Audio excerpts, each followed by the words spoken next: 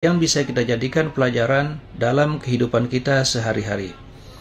Berikut ini mari kita simak bersama isi tausiah dari guru kita almarhum Kiai Haji Zainuddin MZ. Selamat mendengarkan. Kita lihat sajalah para petinggi kita sekarang bagaimana menyikapi hukum. Orang takut teriak maling sapi karena DE maling wedus.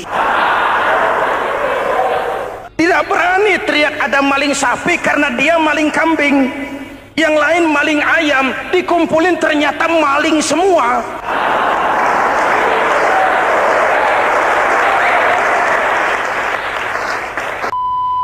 Assalamualaikum warahmatullahi Muhammadin wa ala alihi wa sahbihi ajma'in, amma ba'du. Hadirin hadirat ma'asyiral muslimin yang saya cintai, ada sebuah cerita pendek. Seorang pengendara sepeda motor ditangkap oleh Pak polisi, lalu diperiksa. Ini motor siapa? Pinjam Pak. Helm? Pinjam. SIM? Pinjam. Kata Pak polisi, tidak boleh begini. Marah yang naik sepeda motor. Pak polisi bagaimana? Kok tidak boleh? Yang punya saja bilang boleh.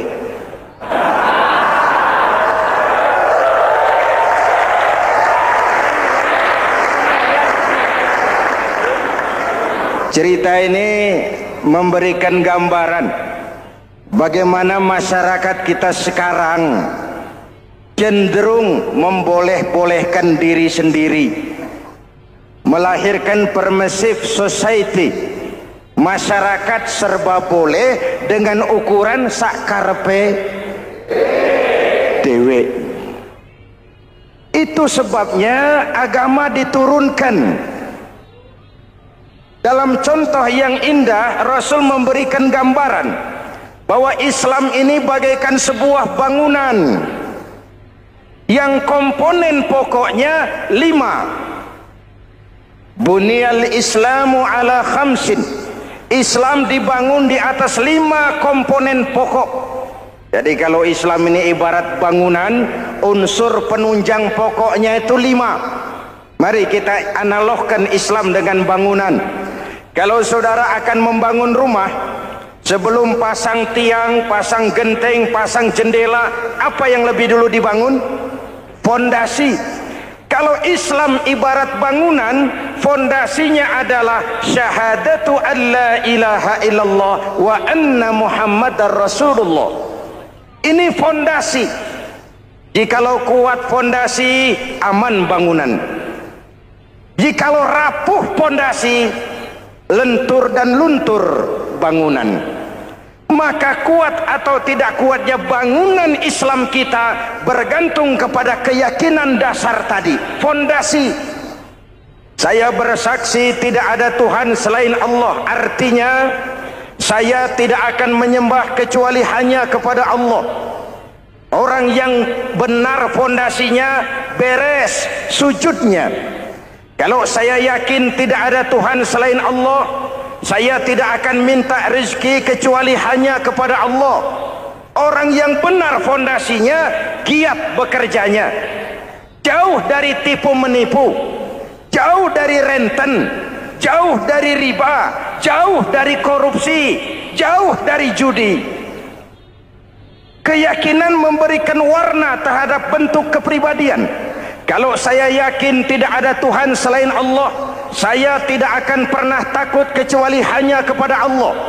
Saya tidak akan melarikan persoalan kecuali hanya kepada Allah. Saya tidak akan menggantungkan hidup kecuali hanya kepada Allah. Saya tidak akan minta tolong kecuali hanya kepada Allah. Meresap ke dalam jiwa. Untuk keyakinan seperti ini, orang-orang tua kita dahulu berlinang air mata, bersimbah darah, bahkan berkorban nyawa, melaksanakan hijrah untuk mempertahankan keyakinan. Ini intan paling mahal dan ini mutiara paling berharga. Zaman boleh berubah, tapi pondasi tidak boleh goyah. Masa boleh berganti, tapi pondasi jangan sampai mati. Karena iman kita hidup, untuk iman kita berjuang, dan dalam iman kita ingin kembali menghadap Allah Subhanahu. Masih ingat cerita tentang Bilal? Masih? Mengulang kaji saja. Bilal itu budak sahaya. Ketika masuk Islam, dipanggil oleh majikannya. Bilal, iya bos. Saya dengar kamu masuk Islam ya? Iya bos. Kok berani-beraninya kamu masuk Islam? Memangnya kamu budak siapa Bilal? Iya budak bos. Bos. Kamu kerja sama siapa? Sama bos. Bos. Yang gaji kamu siapa? Ya bos. Nah, kamu kan ngerti Bilal, kamu budak saya, kamu kerja dengan saya, yang gaji kamu saya, yang beri makan saya. Kenapa kok beraninya masuk Islam padahal kamu belum saya kasih izin?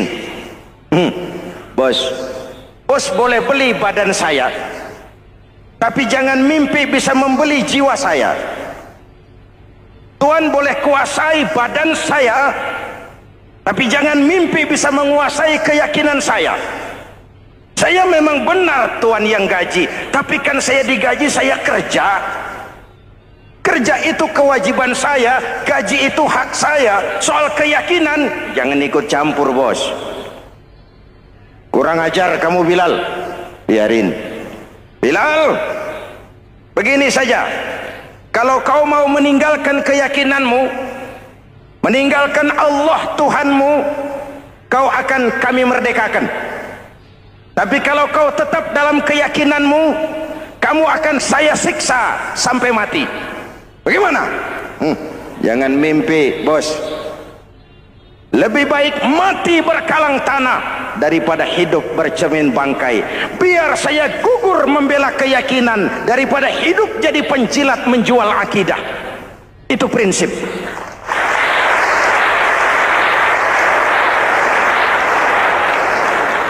Gendeng kamu. Ayo siksa. Tangannya diikat, dihimpit dengan batu berat, dijemur dengan terik matahari padang pasir, terkelupas kulitnya, mengalir darah dari sekujur badannya, pecah bibirnya. Ayo Bilal, tetap bertuhan Allah dan kau akan mati di sini, atau kembali ke agama lama, kau jadi merdeka. Dari bibir yang pecah itu cuma keluar Allahu Ahad. Bilal budak badannya, merdeka jiwanya, maka namanya ditulis dengan tinta emas dalam sejarah. Kita zaman sekarang merdeka badan kita, tapi sering budak mental dan jiwa kita, maka sejarah tidak pernah mau mencatat kita.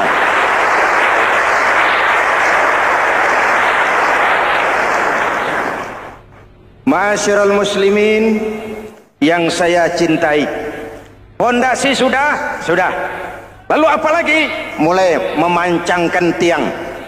Tiangnya 5. Ada tiang namanya zuhur, asar, maghrib, subuh, isya. Tetapi agar bangunan menjadi kuat, ada tiang-tiang tambahan namanya rawatib dan nawafil. Rawatib itu ba'diyah atau qobliyah, nawafil itu di luar itu. Agar bangunan menjadi kuat, dibentuk pribadi lewat sholat. Apa filsafatnya? Pertama, sholat itu simbol penyerahan total kepada Allah. Kita ini sudah kontrak. Innallaha astara minal mu'minina anfusahum wa amwalahum bi anna lahumul jannah. Allah telah membeli dari orang-orang mukmin diri mereka, harta mereka, bagi mereka adalah surga. Penjual kita orang beriman, pembeli Allah, dagangannya amwal dan anfus, harganya adalah surga. Jelas? Penyerahan total itu dimulai dengan takbiratul ihram. Shalli fardal isya, Allahu akbar. Arahkan mata ke tempat kita sujud. Jangan lupa kalau sudah di atas, lupa dengan yang di bawah. Sudah jadi genteng, petatang peteteng di atas. Lalu bilang, merasa capek sendiri, kata genteng kepada tiang. Tiang, kamu sih enak, kata genteng. Saya setengah mati di atas. Kehujanan, kepanasan, kadang-kadang anak-anak nakal saya disambitin. Kata tiang, saudara genteng, ngomong jangan sembarangan ya. Kamu kira kamu bisa nongkrong dan nangkring di atas, itu gara-gara siapa genteng? Kan saya yang sokong dari bawah. Kamu jadi pejabat tinggi, jadi anggota ini, anggota itu. Kami rakyat yang angkat. Jangan sudah di atas kami ditekan. Jangan agama dijadikan topeng untuk kepentingan pribadi. Berpolitik untuk kepentingan agama, ayo. Tapi menjual agama untuk kepentingan politik, itu yang merusak agama.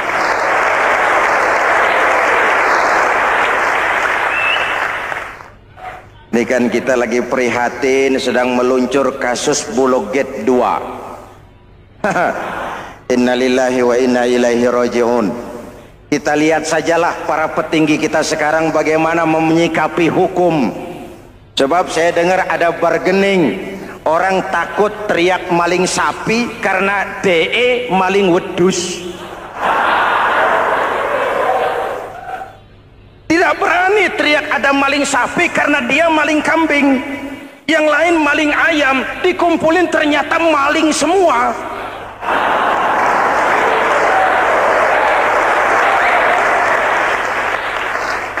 Hadirin yang saya hormati, ini melukai rasa keadilan. Oleh karena itu, sholat mengajarkan kepada kita dalam posisi berdiri, lihat tempat sujudmu. Jangan menteleng terus ke atas, lalu lupa dari mana kita berangkat.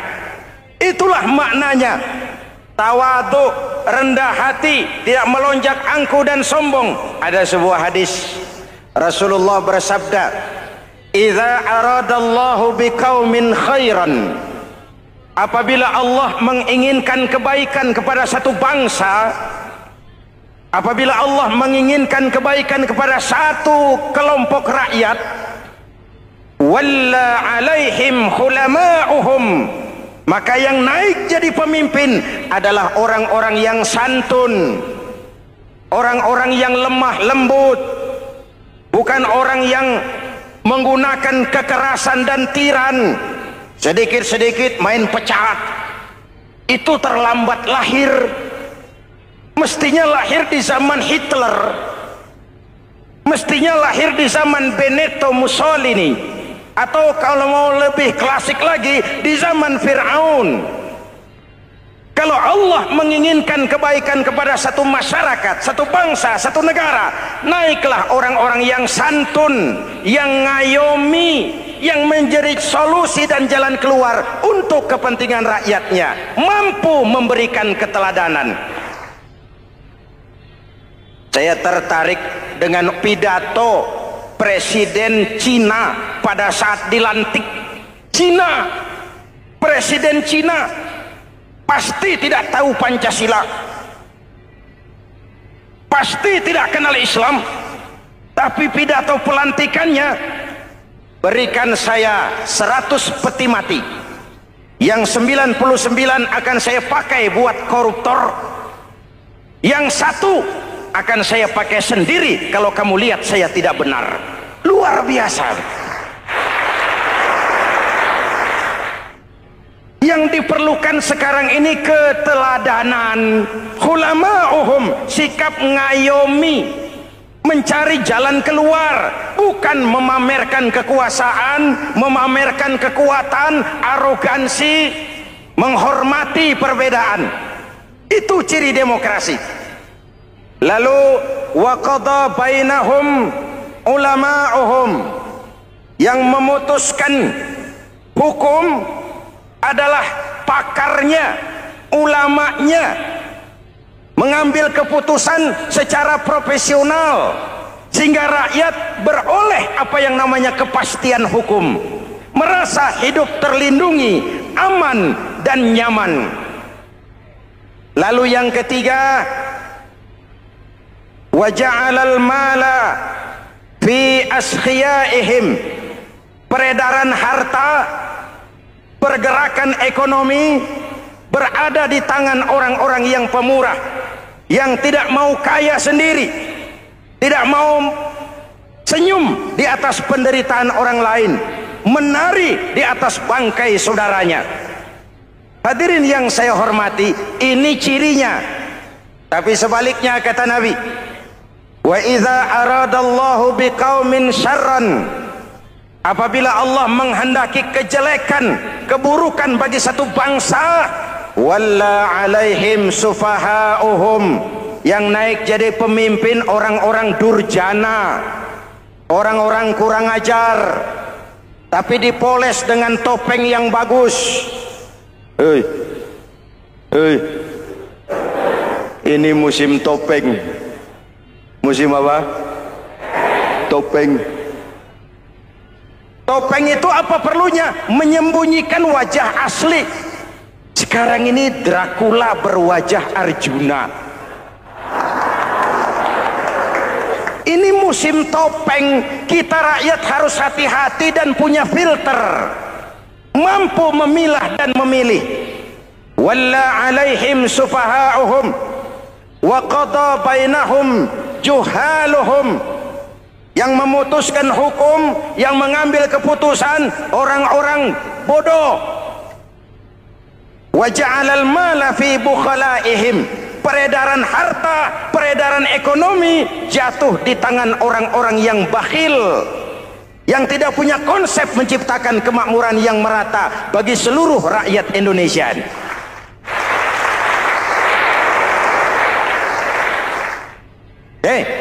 Kita kembali kepada tiang. Ini kan lagi cerita tiang tadi ya. Kalau sedang berdiri, lihat tempat sujud, jangan menteleng terus ke atas. Terserang penyakit tamak bin rakus alias serakah. Nah, selesai. Anggota badan yang paling terhormat ini kepala. Ketika sujud, sama rendahnya dengan telapak kaki. Allahu Akbar, yang besar cuma Allah. Apa bedanya saya dengan saudara? Tidak ada, kecuali saya ngomong saudara dengerin. Kita sama-sama beribadah, sama-sama mencari nilai tambah di hadapan Allah. Apa saya lebih penting dari saudara? Belum tentu. Apa saya lebih hebat dari saudara? Belum tentu. Perasaan lebih penting, lebih hebat, lebih jago setan. Jelas? Ayo tundukkan kepala, dia sama rendahnya dengan telapak kaki kita. Yang besar cuma Allah. Allahu Akbar. Lalu diakhiri dengan menebarkan salam. Assalamualaikum warahmatullah. Assalamualaikum warahmatullah.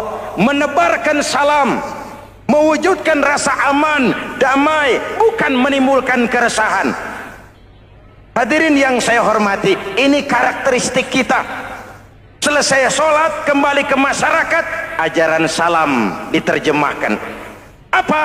Rasulullah sallallahu alaihi wasallam bersabda, "Ufsus salam, wasilul arham, wa at'imut ta'am, wa sallu bil laili wan nasu niyam, tadkhulul jannata bisalam." Pertama, ufsus salam, tebarkan salam. Tebarkan salam itu bukan cuma kalau ketemu orang assalamualaikum, assalamualaikum. Ya, itu zahirnya. Tetapi hidup di tengah masyarakat memberikan rasa aman, rasa damai, menjadi pengayom bagi lingkungan, menjadi rahmah bagi semesta. Dalam Islam jangankan manusia, binatang saja dilindungi kok.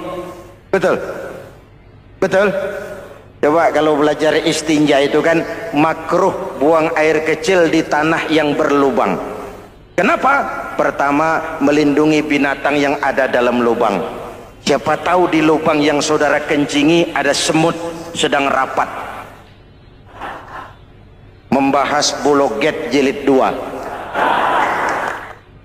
Apa dosanya lalu mati dikencingi? Ini namanya rahmatan lis semut. Binatang saja dilindungi. Ada hadis Kalau kamu menyembelih hewan, sembelilah dengan cara yang terbaik. Jangan menyembelih ayam dengan pisau tumpul. Ini ajaran apa? Ajaran tentang peri kebinatangan.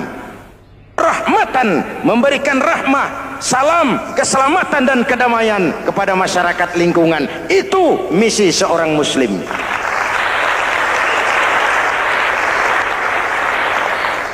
Hadirin hadirat ma'asyiral muslimin yang saya cintai, saya kembali kepada pesan Nabi tadi itu. Pertama, ufsus salam, sebarkan salam. Sekarang ini kan yang banyak sebarkan isu, sebarkan fitnah, hancurkan nama baik orang, hantam orang di mana-mana. Padahal yang diajarkan ufsus salam, sebarkan perdamaian, bukan permusuhan. Cari kebenaran, bukan kemenangan.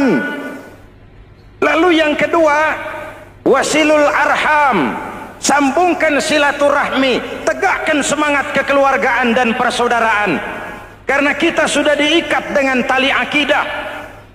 Mari kita saling bertanya setelah lewat hari-hari yang dimana kita seperti saling berhadapan, seperti tercabut dari akar budaya kita sebagai bangsa.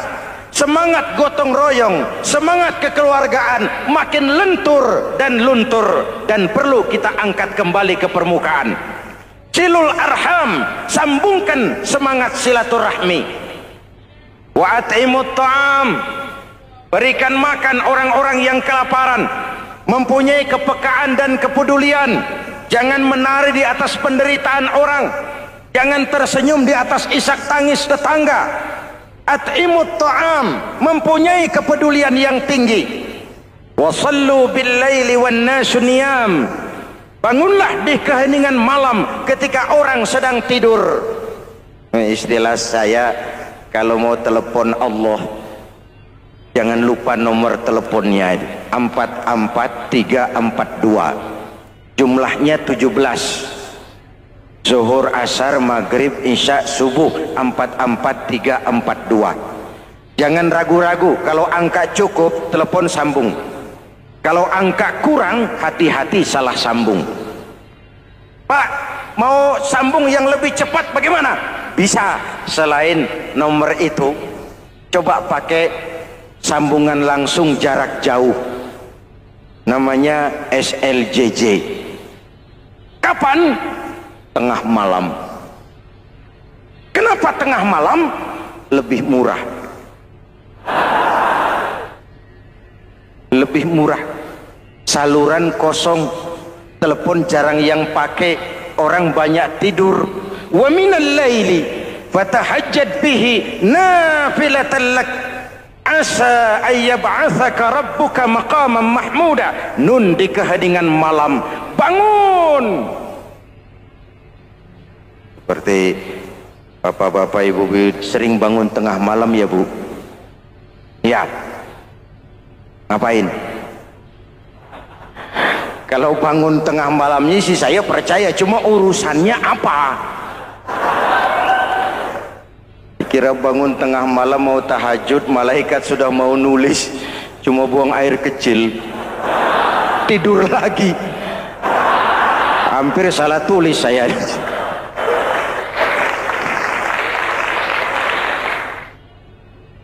Baik, fondasi sudah Pak, tiang siap, lalu apa lagi? Nah, rumah itu supaya ada batas, perlu pagar, dinding, tembok. Yang jadi batas, dinding, tembok, puasa. Asyamu junnatun, puasa adalah dinding, benteng yang menyelamatkan manusia jangan sampai menyentuh wilayah lain. Ada batas-batas dan norma yang diindahkan. Selesai, tembok, dinding, selesai. Pagar, selesai. Lah rumah itu supaya bersih, kan harus ada kamar mandi, jendela, pintu, yang fungsinya membersihkan zakat. Kalau dia zakatul mal, dia bersihkan harta kita. Kalau dia zakatul fitrah, dia bersihkan jiwa kita. Kalau dia zakatul tijarah, dia bersihkan bisnis kita. Kalau dia zakatul ma'adin, dia bersihkan barang tambang kita. Karena itu dalam kitab-kitab fikih dikatakan zakat itu adalah harta yang tu'khazu min aghniyaihim wa turaddu ila fuqaraihim. Kiai Haji Zainuddin Hamidi atau dikenal sebagai Kiai Haji Zainuddin MZ. Beliau lahir pada tanggal 2 Maret 1952. Kiai Haji Zainuddin MZ adalah seorang pemuka agama Islam di Indonesia yang populer melalui ceramahnya di radio dan televisi. Julukannya adalah Dai Berjuta Umat karena dakwahnya yang dapat menyentuh seluruh lapisan masyarakat.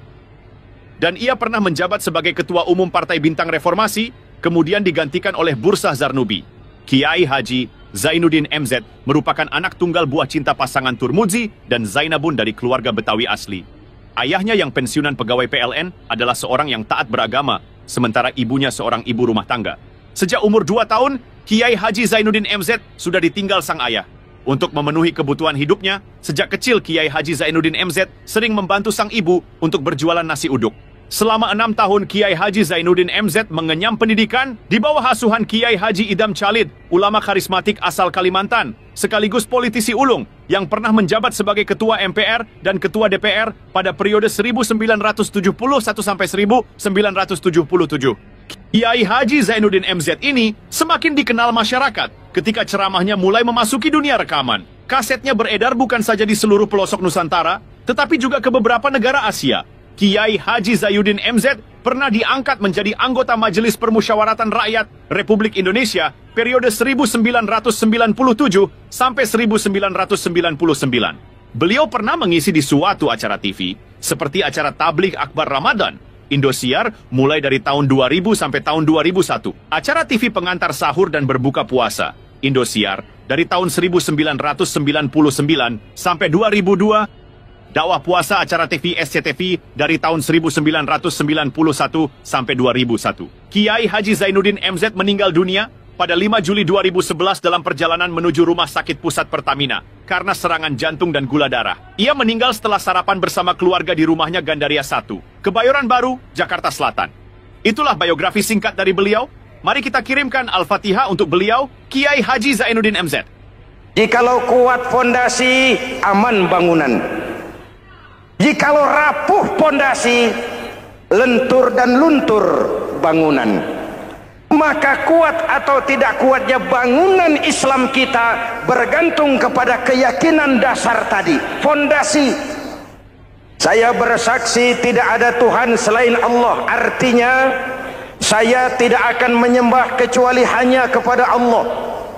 Orang yang benar fondasinya beres sujudnya. Kalau saya yakin tidak ada Tuhan selain Allah, saya tidak akan minta rezeki kecuali hanya kepada Allah.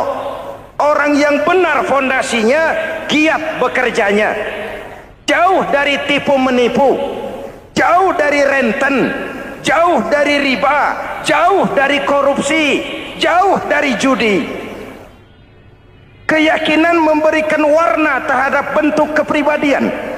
Kalau saya yakin tidak ada Tuhan selain Allah, saya tidak akan pernah takut kecuali hanya kepada Allah. Saya tidak akan melarikan persoalan kecuali hanya kepada Allah. Saya tidak akan menggantungkan hidup kecuali hanya kepada Allah. Saya tidak akan minta tolong kecuali hanya kepada Allah. Meresap ke dalam jiwa.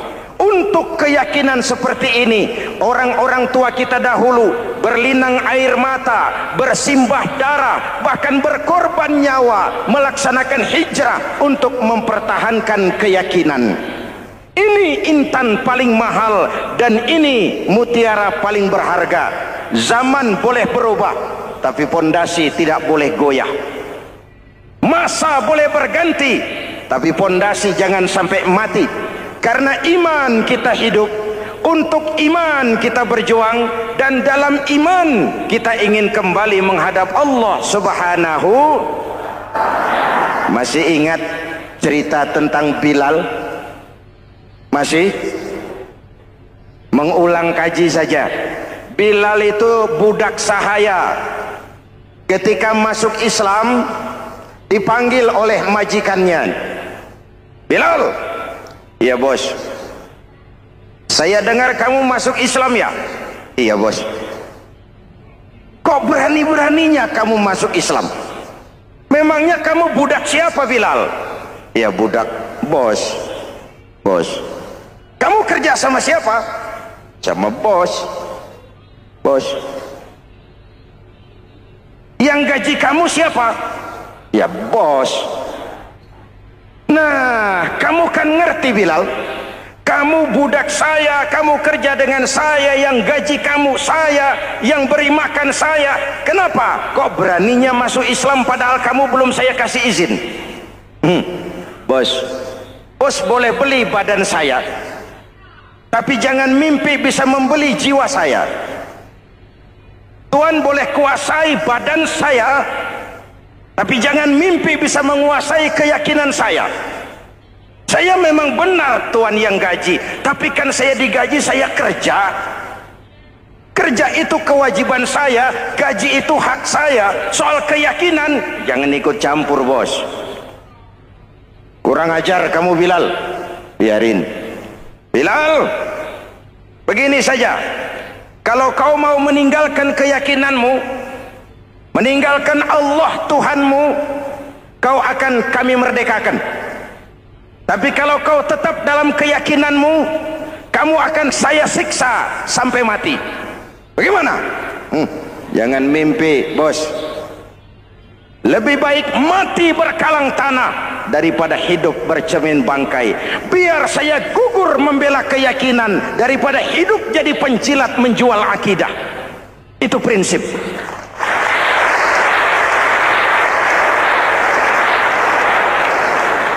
Gendeng kamu. Ayo, siksa.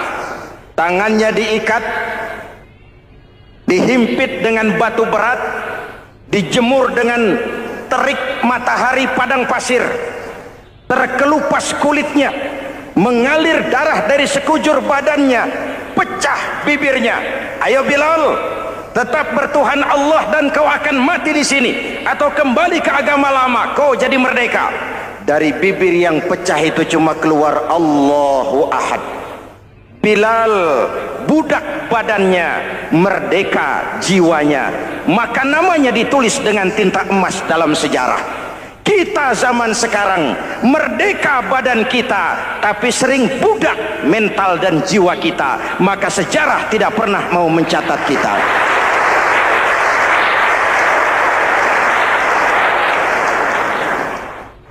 Masyarul muslimin yang saya cintai, fondasi sudah. Lalu apa lagi? Mulai memancangkan tiang.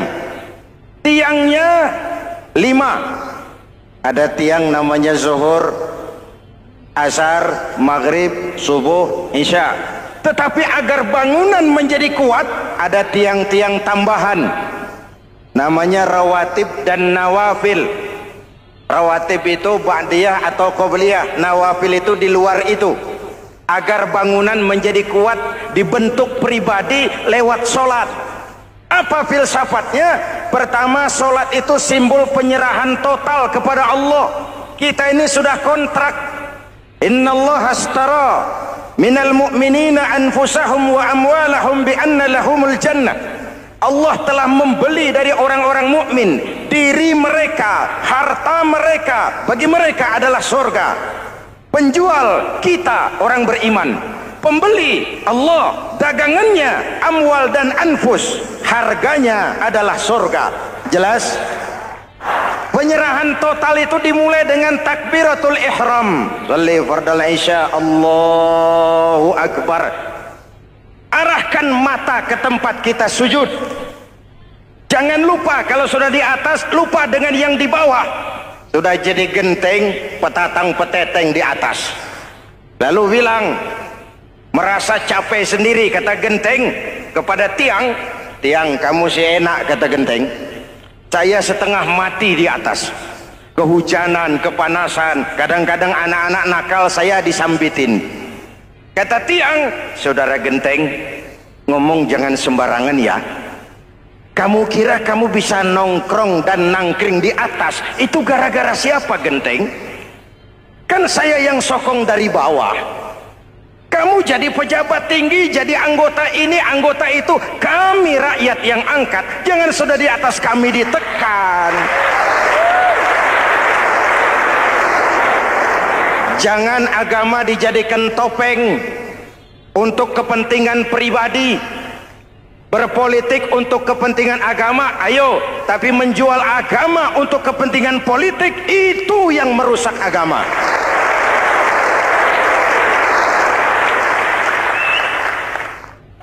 Ini kan kita lagi prihatin sedang meluncur kasus Bulog Gate 2. Innalillahi wa inna ilaihi raji'un. Kita lihat sajalah para petinggi kita sekarang bagaimana menyikapi hukum.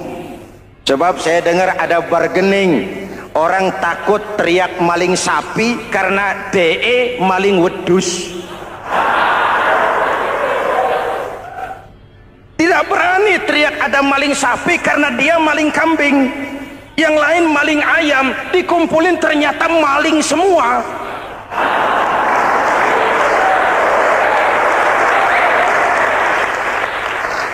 Hadirin yang saya hormati, ini melukai rasa keadilan. Oleh karena itu sholat mengajarkan kepada kita, dalam posisi berdiri, lihat tempat sujudmu. Jangan menteleng terus ke atas, lalu lupa dari mana kita berangkat. Itulah maknanya tawadhu, rendah hati, tidak melonjak angku dan sombong. Ada sebuah hadis Rasulullah bersabda, "Idza aradallahu biqaumin khairan." Apabila Allah menginginkan kebaikan kepada satu bangsa, apabila Allah menginginkan kebaikan kepada satu kelompok rakyat, walla alaihim khulama'uhum, maka yang naik jadi pemimpin adalah orang-orang yang santun, orang-orang yang lemah lembut, bukan orang yang menggunakan kekerasan dan tiran. Sedikit-sedikit main pecat, itu terlambat lahir. Mestinya lahir di zaman Hitler, mestinya lahir di zaman Benito Mussolini, atau kalau mau lebih klasik lagi di zaman Fir'aun. Kalau Allah menginginkan kebaikan kepada satu masyarakat, satu bangsa, satu negara, naiklah orang-orang yang santun, yang ngayomi, yang menjadi solusi dan jalan keluar untuk kepentingan rakyatnya, mampu memberikan keteladanan. Saya tertarik dengan pidato Presiden Cina pada saat dilantik. Cina, Presiden Cina pasti tidak tahu Pancasila, pasti tidak kenal Islam, tapi pidato pelantikannya, berikan saya 100 peti mati, yang 99 akan saya pakai buat koruptor, yang satu akan saya pakai sendiri kalau kamu lihat saya tidak benar. Luar biasa. Yang diperlukan sekarang ini keteladanan, khulama'uhum, sikap ngayomi, mencari jalan keluar, bukan memamerkan kekuasaan, memamerkan kekuatan, arogansi, menghormati perbedaan. Itu ciri demokrasi. Lalu waqadha bainahum ulama'uhum, yang memutuskan hukum adalah pakarnya, ulamanya, mengambil keputusan secara profesional sehingga rakyat beroleh apa yang namanya kepastian hukum, merasa hidup terlindungi, aman dan nyaman. Lalu yang ketiga, wa ja'alal mala fi askhiyaihim, peredaran harta, pergerakan ekonomi berada di tangan orang-orang yang pemurah, yang tidak mau kaya sendiri, tidak mau senyum di atas penderitaan orang lain, menari di atas bangkai saudaranya. Hadirin yang saya hormati, ini cirinya. Tapi sebaliknya kata Nabi, wa idza aradallahu biqaumin syarran Apabila Allah menghendaki kejelekan, keburukan bagi satu bangsa, walla alaihim sufaha'uhum, yang naik jadi pemimpin orang-orang durjana, orang-orang kurang ajar, tapi dipoles dengan topeng yang bagus. Ini musim topeng. Musim apa? Topeng. Topeng itu apa perlunya? Menyembunyikan wajah asli. Sekarang ini Dracula berwajah Arjuna. Ini musim topeng. Kita rakyat harus hati-hati dan punya filter, mampu memilah dan memilih. Walla alaihim sufaha'uhum wa qada bainahum juhaluhum. Yang memutuskan hukum, yang mengambil keputusan, orang-orang bodoh. Wa ja'alal mala fi bukhalaihim. Peredaran harta, peredaran ekonomi jatuh di tangan orang-orang yang bakhil, yang tidak punya konsep menciptakan kemakmuran yang merata bagi seluruh rakyat Indonesia.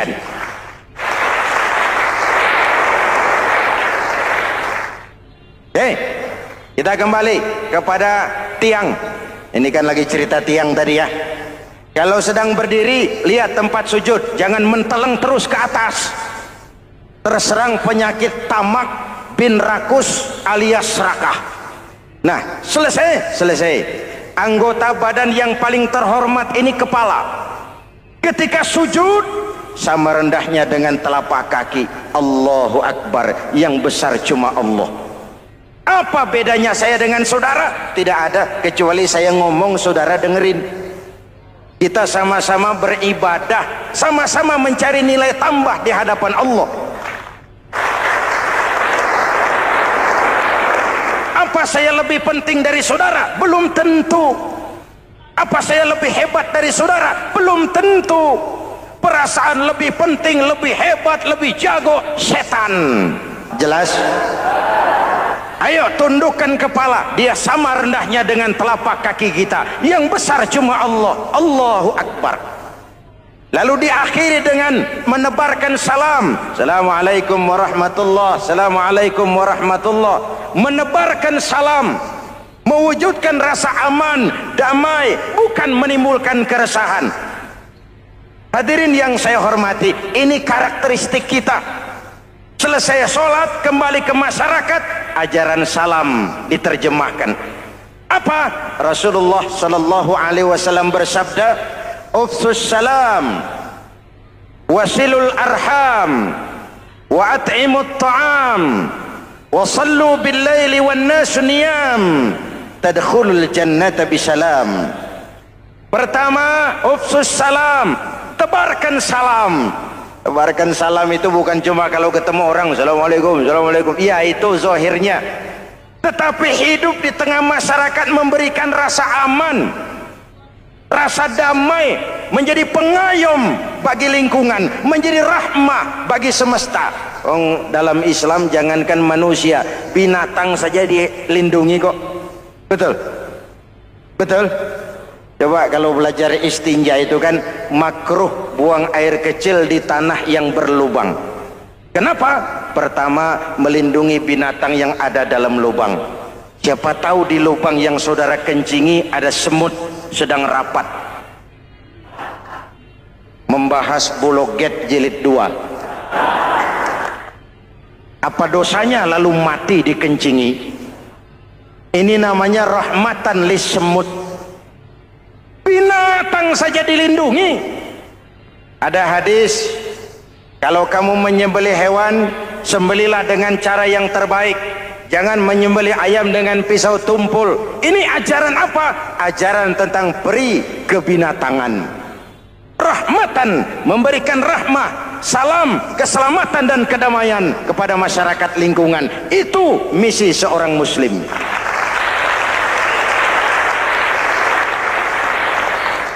Hadirin hadirat ma'asyiral muslimin yang saya cintai, saya kembali kepada pesan Nabi tadi itu. Pertama, ufsus salam, sebarkan salam.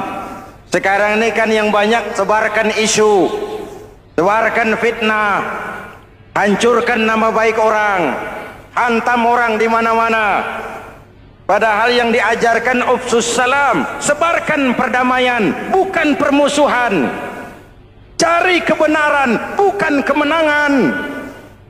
Lalu yang kedua, wasilul arham, sambungkan silaturahmi, tegakkan semangat kekeluargaan dan persaudaraan. Karena kita sudah diikat dengan tali akidah.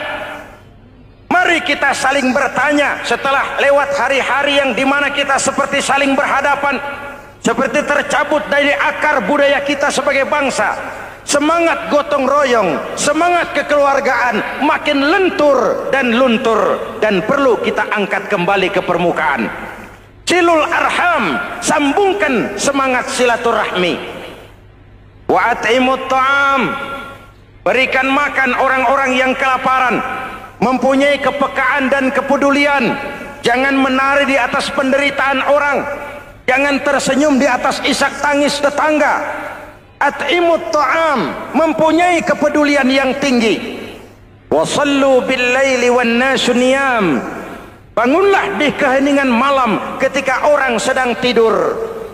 Istilah saya, kalau mau telepon Allah, jangan lupa nomor teleponnya itu 44342, jumlahnya 17.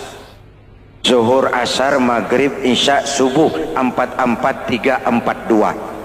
Jangan ragu-ragu, kalau angka cukup telepon sambung, kalau angka kurang hati-hati salah sambung. Pak, mau sambung yang lebih cepat bagaimana? Bisa, selain nomor itu coba pakai sambungan langsung jarak jauh, namanya SLJJ. Kapan? Tengah malam. Kenapa tengah malam? Lebih murah. Lebih murah. Saluran kosong, telepon jarang yang pakai, orang banyak tidur. Wa minal laili fatahajjad bihi nafilatan lak asa ayyab'atsaka rabbuka maqaman mahmuda. Nun, di keheningan malam bangun. Seperti bapak-bapak, ibu-ibu sering bangun tengah malam ya Bu? Ya. Ngapain?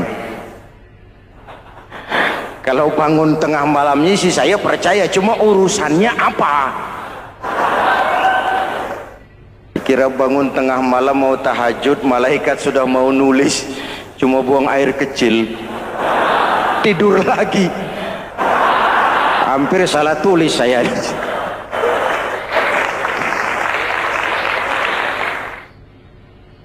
Baik, fondasi sudah Pak, tiang siap, lalu apa lagi? Nah, rumah itu supaya ada batas perlu pagar, dinding, tembok. Yang jadi batas, dinding, tembok, puasa. Asyamu junnatun, puasa adalah dinding, benteng yang menyelamatkan manusia jangan sampai menyentuh wilayah lain. Ada batas-batas dan norma yang diindahkan. Selesai tembok, dinding, selesai pagar, selesai. Lah rumah itu supaya bersih kan harus ada kamar mandi, jendela, pintu yang fungsinya membersihkan zakat. Kalau dia zakatul mal, dia bersihkan harta kita. Kalau dia zakatul fitrah, dia bersihkan jiwa kita. Kalau dia zakatul tijarah, dia bersihkan bisnis kita. Kalau dia zakatul ma'adin, dia bersihkan barang tambang kita. Karena itu dalam kitab-kitab fikih dikatakan zakat itu adalah harta yang tu'khazu min aghniyaihim wa turaddu ila fuqaraihim. Jikalau kuat fondasi, aman bangunan. Jikalau rapuh fondasi, lentur dan luntur bangunan. Maka kuat atau tidak kuatnya bangunan Islam kita bergantung kepada keyakinan dasar tadi, fondasi. Saya bersaksi tidak ada Tuhan selain Allah, artinya saya tidak akan menyembah kecuali hanya kepada Allah. Orang yang benar fondasinya beres sujudnya. Kalau saya yakin tidak ada Tuhan selain Allah, saya tidak akan minta rezeki kecuali hanya kepada Allah. Orang yang benar fondasinya, giat bekerjanya, jauh dari tipu menipu, jauh dari renten, jauh dari riba, jauh dari korupsi, jauh dari judi. Keyakinan memberikan warna terhadap bentuk kepribadian. Kalau saya yakin tidak ada Tuhan selain Allah, saya tidak akan pernah takut kecuali hanya kepada Allah. Saya tidak akan melarikan persoalan kecuali hanya kepada Allah. Saya tidak akan menggantungkan hidup kecuali hanya kepada Allah. Saya tidak akan minta tolong kecuali hanya kepada Allah. Meresap ke dalam jiwa. Untuk keyakinan seperti ini, orang-orang tua kita dahulu berlinang air mata, bersimbah darah, bahkan berkorban nyawa, melaksanakan hijrah untuk mempertahankan keyakinan. Ini intan paling mahal dan ini mutiara paling berharga. Zaman boleh berubah, tapi pondasi tidak boleh goyah. Masa boleh berganti, tapi pondasi jangan sampai mati. Karena iman kita hidup, untuk iman kita berjuang, dan dalam iman kita ingin kembali menghadap Allah Subhanahu. Masih ingat cerita tentang Bilal? Masih? Mengulang kaji saja. Bilal itu budak sahaya. Ketika masuk Islam, dipanggil oleh majikannya. Bilal, iya bos. Saya dengar kamu masuk Islam ya? Iya bos. Kok berani-beraninya kamu masuk Islam? Memangnya kamu budak siapa Bilal? Iya budak bos. Bos. Kamu kerja sama siapa? Sama bos. Bos. Yang gaji kamu siapa? Ya bos. Nah, kamu kan ngerti Bilal, kamu budak saya, kamu kerja dengan saya, yang gaji kamu saya, yang beri makan saya. Kenapa? Kok beraninya masuk Islam padahal kamu belum saya kasih izin? Bos, bos boleh beli badan saya, tapi jangan mimpi bisa membeli jiwa saya. Tuhan boleh kuasai badan saya, tapi jangan mimpi bisa menguasai keyakinan saya. Saya memang benar Tuhan yang gaji, tapi kan saya digaji, saya kerja. Kerja itu kewajiban saya, gaji itu hak saya. Soal keyakinan, jangan ikut campur bos. Kurang ajar kamu Bilal. Biarin. Bilal, begini saja. Kalau kau mau meninggalkan keyakinanmu, meninggalkan Allah Tuhanmu, kau akan kami merdekakan. Tapi kalau kau tetap dalam keyakinanmu, kamu akan saya siksa sampai mati. Bagaimana? Jangan mimpi bos. Lebih baik mati berkalang tanah daripada hidup bercermin bangkai. Biar saya gugur membela keyakinan daripada hidup jadi penjilat menjual akidah. Itu prinsip.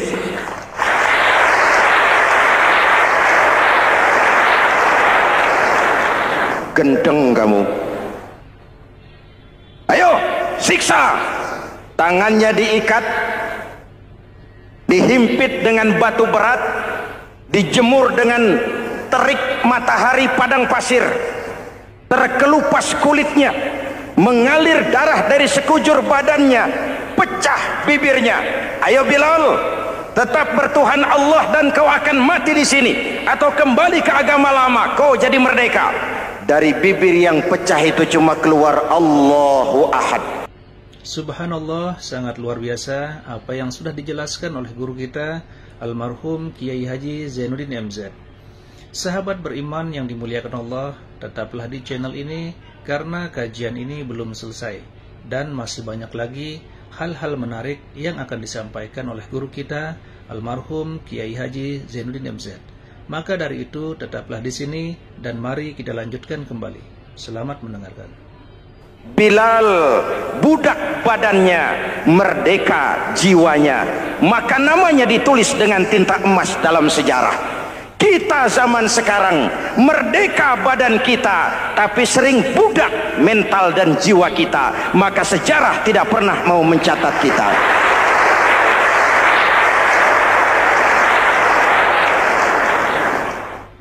Ma'asyiral muslimin yang saya cintai, fondasi sudah. Lalu apa lagi? Mulai memancangkan tiang. Tiangnya 5. Ada tiang namanya zuhur, asar, maghrib, subuh, isya. Tetapi agar bangunan menjadi kuat, ada tiang-tiang tambahan. Namanya rawatib dan nawafil. Rawatib itu ba'diyah atau qobliyah, nawafil itu di luar itu.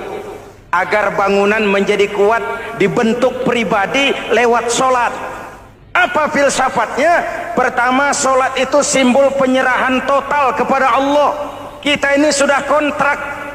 Innallaha astara minal mu'minina anfusahum wa amwalahum bi anna lahumul jannah. Allah telah membeli dari orang-orang mukmin diri mereka, harta mereka, bagi mereka adalah surga. Penjual kita orang beriman, pembeli Allah, dagangannya amwal dan anfus, harganya adalah surga. Jelas? Penyerahan total itu dimulai dengan takbiratul ihram. Shalli fardal isya, Allahu akbar. Arahkan mata ke tempat kita sujud. Jangan lupa kalau sudah di atas, lupa dengan yang di bawah. Sudah jadi genteng, petatang peteteng di atas. Lalu bilang, merasa capek sendiri, kata genteng kepada tiang. Tiang, kamu sih enak, kata genteng. Saya setengah mati di atas. Kehujanan, kepanasan, kadang-kadang anak-anak nakal saya disambitin. Kata tiang, saudara genteng, ngomong jangan sembarangan ya. Kamu kira kamu bisa nongkrong dan nangkring di atas, itu gara-gara siapa genteng? Kan saya yang sokong dari bawah. Kamu jadi pejabat tinggi, jadi anggota ini, anggota itu. Kami rakyat yang angkat, jangan sudah di atas kami ditekan. Jangan agama dijadikan topeng untuk kepentingan pribadi. Berpolitik untuk kepentingan agama, ayo, tapi menjual agama untuk kepentingan politik, itu yang merusak agama.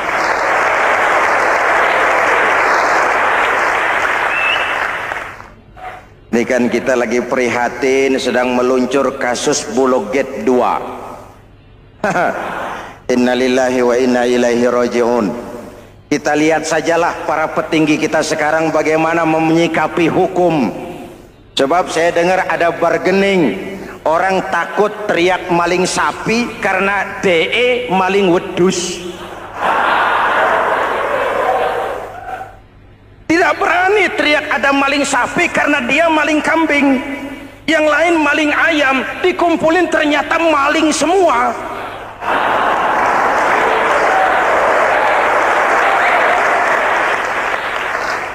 Hadirin yang saya hormati, ini melukai rasa keadilan. Oleh karena itu, sholat mengajarkan kepada kita, dalam posisi berdiri, lihat tempat sujudmu. Jangan menteleng terus ke atas, lalu lupa dari mana kita berangkat. Itulah maknanya tawadhu, rendah hati, tidak melonjak angku dan sombong. Ada sebuah hadis, Rasulullah bersabda, "Idza aradallahu biqaumin khairan." Apabila Allah menginginkan kebaikan kepada satu bangsa, apabila Allah menginginkan kebaikan kepada satu kelompok rakyat, walla alaihim hulama'uhum, maka yang naik jadi pemimpin adalah orang-orang yang santun, orang-orang yang lemah lembut, bukan orang yang menggunakan kekerasan dan tiran. Sedikit-sedikit main pecat, itu terlambat lahir. Mestinya lahir di zaman Hitler, Mestinya lahir di zaman Benito Mussolini, atau kalau mau lebih klasik lagi di zaman Fir'aun.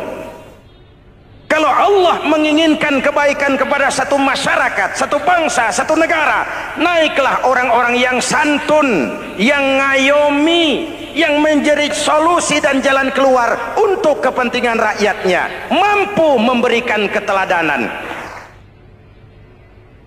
Saya tertarik dengan pidato Presiden Cina pada saat dilantik. Cina, Presiden Cina pasti tidak tahu Pancasila, pasti tidak kenal Islam, tapi pidato pelantikannya, berikan saya 100 peti mati, yang 99 akan saya pakai buat koruptor, yang 1 akan saya pakai sendiri kalau kamu lihat saya tidak benar. Luar biasa.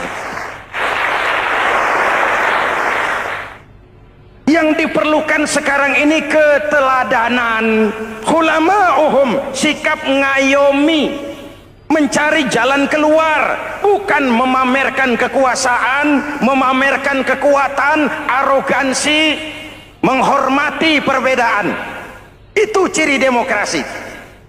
Lalu wa qada bainahum ulama'uhum, yang memutuskan hukum adalah pakarnya, ulamanya, mengambil keputusan secara profesional sehingga rakyat beroleh apa yang namanya kepastian hukum, merasa hidup terlindungi, aman dan nyaman. Lalu yang ketiga, wa ja'alal mala fi askhiyaihim, peredaran harta, pergerakan ekonomi berada di tangan orang-orang yang pemurah, yang tidak mau kaya sendiri, tidak mau senyum di atas penderitaan orang lain, menari di atas bangkai saudaranya. Hadirin yang saya hormati, ini cirinya. Tapi sebaliknya kata Nabi, wa idza aradallahu biqaumin syarran, apabila Allah menghendaki kejelekan, keburukan bagi satu bangsa, walla alaihim sufahauhum, yang naik jadi pemimpin orang-orang durjana, orang-orang kurang ajar, tapi dipoles dengan topeng yang bagus. Hei, hei, ini musim topeng. Musim apa? Topeng. Topeng itu apa perlunya? Menyembunyikan wajah asli. Sekarang ini Dracula berwajah Arjuna. Ini musim topeng. Kita rakyat harus hati-hati dan punya filter, mampu memilah dan memilih. Walla alaihim sufahauhum wa qada bainahum juhaluhum, yang memutuskan hukum, yang mengambil keputusan orang-orang bodoh. Wa ja'alal mala fi bukhalaihim, peredaran harta, peredaran ekonomi jatuh di tangan orang-orang yang bakhil, yang tidak punya konsep menciptakan kemakmuran yang merata bagi seluruh rakyat Indonesia.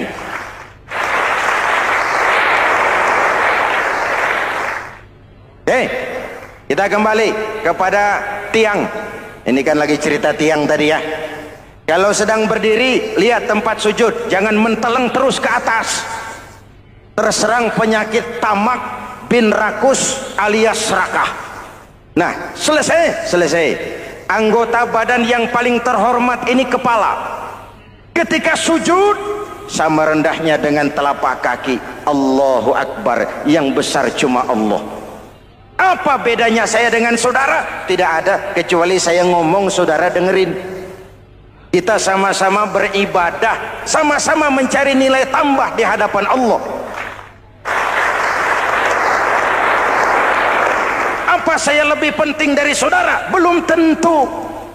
Apa saya lebih hebat dari saudara? Belum tentu. Perasaan lebih penting, lebih hebat, lebih jago, setan. Jelas? Ayo tundukkan kepala. Dia sama rendahnya dengan telapak kaki kita. Yang besar cuma Allah. Allahu Akbar. Lalu diakhiri dengan menebarkan salam. Assalamualaikum warahmatullah. Assalamualaikum warahmatullah. Menebarkan salam, mewujudkan rasa aman, damai, bukan menimbulkan keresahan. Hadirin yang saya hormati, ini karakteristik kita. Selesai sholat, kembali ke masyarakat, ajaran salam diterjemahkan. Apa? Rasulullah sallallahu alaihi wasallam bersabda, "Ufsus salam, wasilul arham, wa at'imut ta'am, wa sallu bil laili wan nasu niyam, tadkhulul jannata bisalam." Pertama, ufsus salam, tebarkan salam. Tebarkan salam itu bukan cuma kalau ketemu orang assalamualaikum, assalamualaikum. Iya, itu zahirnya. Tetapi hidup di tengah masyarakat memberikan rasa aman, rasa damai, menjadi pengayom bagi lingkungan, menjadi rahmah bagi semesta. Dalam Islam jangankan manusia, binatang saja dilindungi kok. Betul? Betul? Coba kalau belajar istinja itu kan makruh buang air kecil di tanah yang berlubang. Kenapa? Pertama, melindungi binatang yang ada dalam lubang.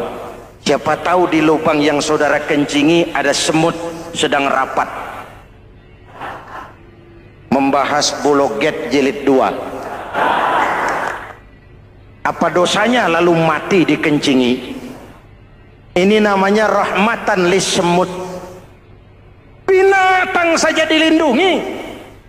Ada hadis, kalau kamu menyembelih hewan, sembelilah dengan cara yang terbaik. Jangan menyembelih ayam dengan pisau tumpul. Ini ajaran apa? Ajaran tentang peri kebinatangan. Rahmatan, memberikan rahmah, salam, keselamatan dan kedamaian kepada masyarakat lingkungan. Itu misi seorang muslim.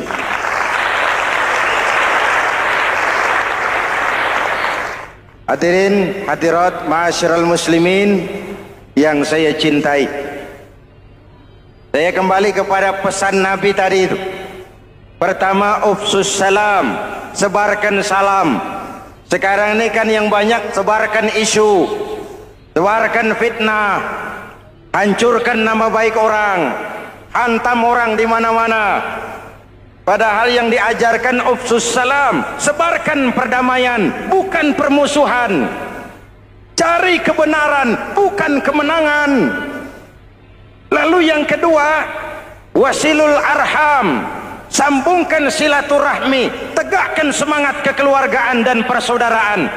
Karena kita sudah diikat dengan tali akidah. Mari kita saling bertanya setelah lewat hari-hari yang dimana kita seperti saling berhadapan, seperti tercabut dari akar budaya kita sebagai bangsa. Semangat gotong royong, semangat kekeluargaan makin lentur dan luntur, dan perlu kita angkat kembali ke permukaan. Silul arham, sambungkan semangat silaturahmi. Wa at'imut ta'am, berikan makan orang-orang yang kelaparan. Mempunyai kepekaan dan kepedulian. Jangan menari di atas penderitaan orang, jangan tersenyum di atas isak tangis tetangga. At'imut ta'am, mempunyai kepedulian yang tinggi. Wa sallu bil laili wan nasu niyam, bangunlah di keheningan malam ketika orang sedang tidur. Istilah saya, kalau mau telepon Allah, jangan lupa nomor teleponnya, 44342. Jumlahnya 17. Zuhur, asar, maghrib, isya, subuh, 44342. Jangan ragu-ragu. Kalau angka cukup, telepon sambung. Kalau angka kurang, hati-hati salah sambung. Pak, mau sambung yang lebih cepat bagaimana? Bisa. Selain nomor itu, coba pakai sambungan langsung jarak jauh, namanya SLJJ. Kapan? Tengah malam. Kenapa tengah malam? Lebih murah. Lebih murah. Saluran kosong, telepon jarang yang pakai, orang banyak tidur, wa minal laili fatahajjad bihi nafilatan lak asa ayyab'atsaka rabbuka maqaman mahmuda. Nun di keheningan malam bangun. Seperti bapak-bapak ibu-ibu sering bangun tengah malam ya Bu? Ya. Ngapain? Kalau bangun tengah malamnya sih saya percaya, cuma urusannya apa? Kira bangun tengah malam mau tahajud, malaikat sudah mau nulis, cuma buang air kecil, tidur lagi. Hampir salah tulis saya.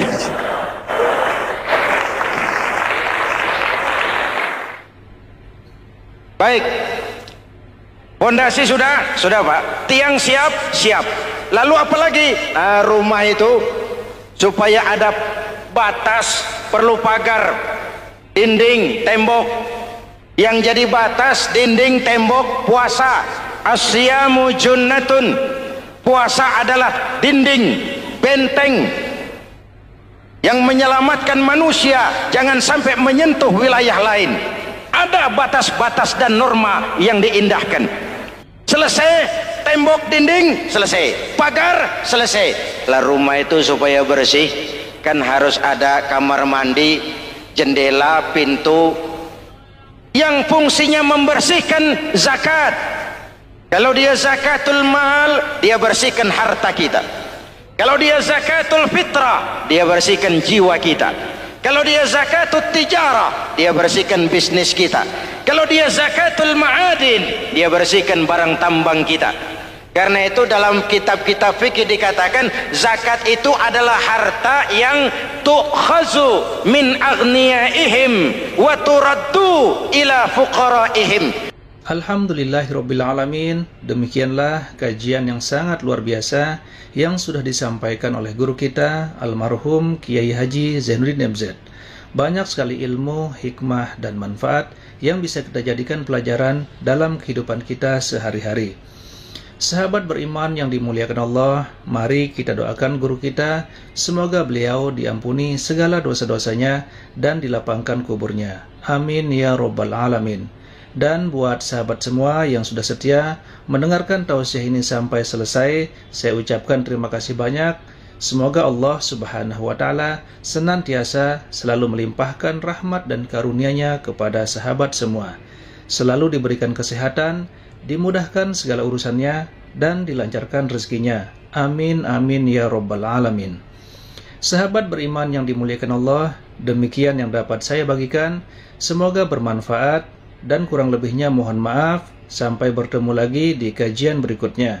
Wabillahi taufiq wal hidayah wa ridha wal inayah. Wassalamualaikum warahmatullahi wabarakatuh.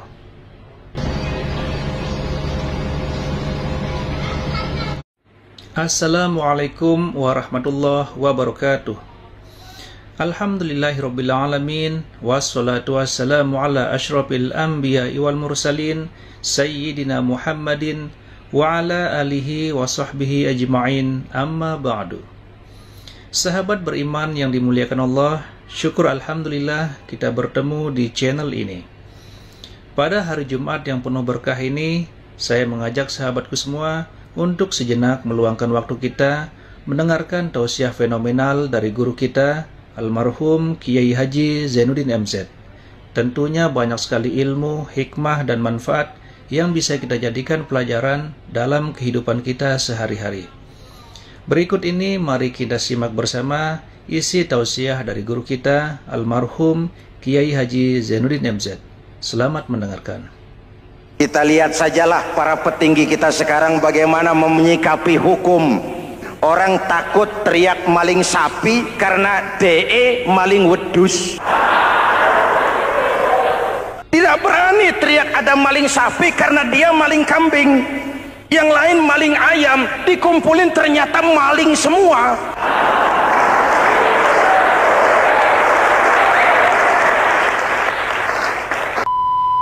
Assalamualaikum warahmatullahi Muhammadin wa ala alihi wa sahbihi ajma'in, amma ba'du. Hadirin hadirat ma'asyiral muslimin yang saya cintai, ada sebuah cerita pendek. Seorang pengendara sepeda motor ditangkap oleh Pak Polisi, lalu diperiksa. Ini motor siapa? Pinjam Pak. Helm? Pinjam. SIM? Pinjam. Kata Pak Polisi, tidak boleh begini. Marah yang naik sepeda motor. Pak Polisi bagaimana? Kok tidak boleh? Yang punya saja bilang boleh.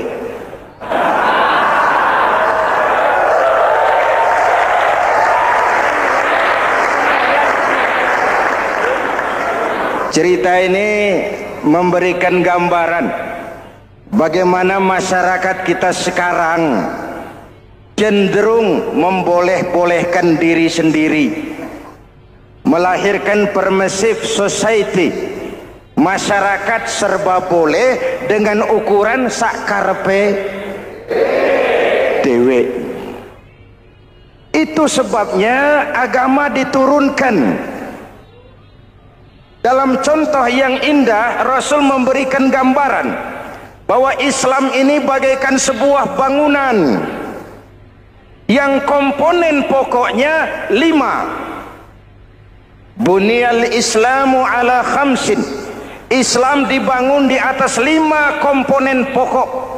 Jadi kalau Islam ini ibarat bangunan, unsur penunjang pokoknya itu 5. Mari kita analogkan Islam dengan bangunan. Kalau saudara akan membangun rumah, sebelum pasang tiang, pasang genteng, pasang jendela, apa yang lebih dulu dibangun? Fondasi. Kalau Islam ibarat bangunan, fondasinya adalah syahadatu an la ilaha illallah wa anna muhammadar rasulullah. Ini fondasi. Jikalau kuat fondasi, aman bangunan. Jikalau rapuh fondasi, lentur dan luntur bangunan. Maka kuat atau tidak kuatnya bangunan Islam kita bergantung kepada keyakinan dasar tadi, fondasi. Saya bersaksi tidak ada Tuhan selain Allah, artinya saya tidak akan menyembah kecuali hanya kepada Allah. Orang yang benar fondasinya beres sujudnya. Kalau saya yakin tidak ada Tuhan selain Allah, saya tidak akan minta rezeki kecuali hanya kepada Allah. Orang yang benar fondasinya, giat bekerjanya, jauh dari tipu menipu, jauh dari renten, jauh dari riba, jauh dari korupsi, jauh dari judi. Keyakinan memberikan warna terhadap bentuk kepribadian. Kalau saya yakin tidak ada Tuhan selain Allah, saya tidak akan pernah takut kecuali hanya kepada Allah. Saya tidak akan melarikan persoalan kecuali hanya kepada Allah. Saya tidak akan menggantungkan hidup kecuali hanya kepada Allah. Saya tidak akan minta tolong kecuali hanya kepada Allah. Meresap ke dalam jiwa. Untuk keyakinan seperti ini, orang-orang tua kita dahulu berlinang air mata, bersimbah darah, bahkan berkorban nyawa, melaksanakan hijrah untuk mempertahankan keyakinan. Ini intan paling mahal dan ini mutiara paling berharga. Zaman boleh berubah, tapi pondasi tidak boleh goyah. Masa boleh berganti, tapi pondasi jangan sampai mati. Karena iman kita hidup, untuk iman kita berjuang, dan dalam iman kita ingin kembali menghadap Allah Subhanahu. Masih ingat cerita tentang Bilal? Masih? Mengulang kaji saja. Bilal itu budak sahaya. Ketika masuk Islam, dipanggil oleh majikannya.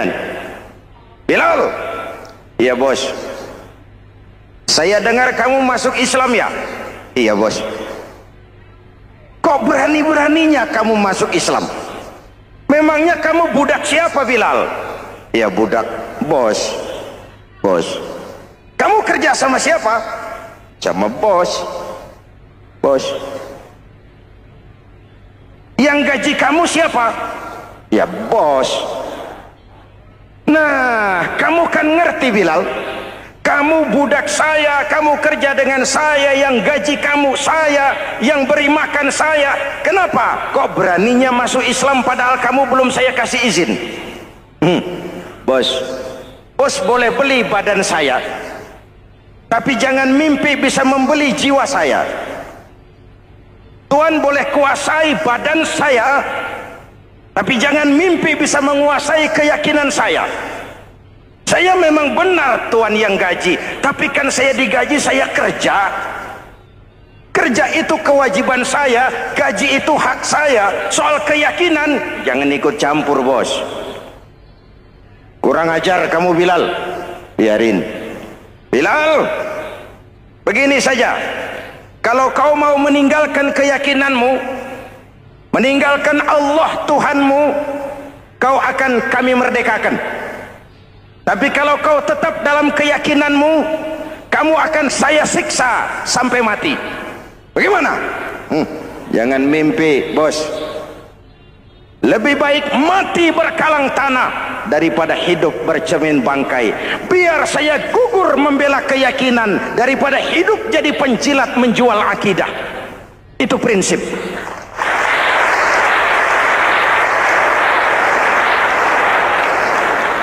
Gendeng kamu. Ayo siksa. Tangannya diikat, dihimpit dengan batu berat, dijemur dengan terik matahari padang pasir, terkelupas kulitnya, mengalir darah dari sekujur badannya, pecah bibirnya. Ayo Bilal, tetap bertuhan Allah dan kau akan mati di sini, atau kembali ke agama lama, kau jadi merdeka. Dari bibir yang pecah itu cuma keluar Allahu Ahad. Bilal budak badannya, merdeka jiwanya, maka namanya ditulis dengan tinta emas dalam sejarah. Kita zaman sekarang merdeka badan kita, tapi sering budak mental dan jiwa kita, maka sejarah tidak pernah mau mencatat kita.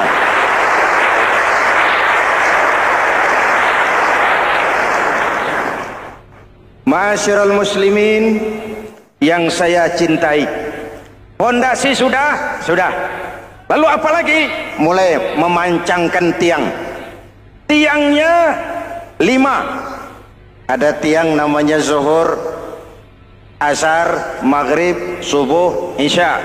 Tetapi agar bangunan menjadi kuat, ada tiang-tiang tambahan. Namanya rawatib dan nawafil. Rawatib itu ba'diyah atau qobliyah, nawafil itu di luar itu. Agar bangunan menjadi kuat, dibentuk pribadi lewat sholat. Apa filsafatnya? Pertama, sholat itu simbol penyerahan total kepada Allah. Kita ini sudah kontrak. Innallaha astara minal mu'minina anfusahum wa amwalahum bi anna lahumul jannah. Allah telah membeli dari orang-orang mukmin diri mereka, harta mereka, bagi mereka adalah surga. Penjual kita orang beriman, pembeli Allah, dagangannya amwal dan anfus, harganya adalah surga. Jelas? Penyerahan total itu dimulai dengan takbiratul ihram. Shalli fardal isya, Allahu akbar. Arahkan mata ke tempat kita sujud. Jangan lupa kalau sudah di atas, lupa dengan yang di bawah. Sudah jadi genteng, petatang peteteng di atas. Lalu bilang, merasa capek sendiri, kata genteng kepada tiang. Tiang, kamu sih enak, kata genteng. Saya setengah mati di atas.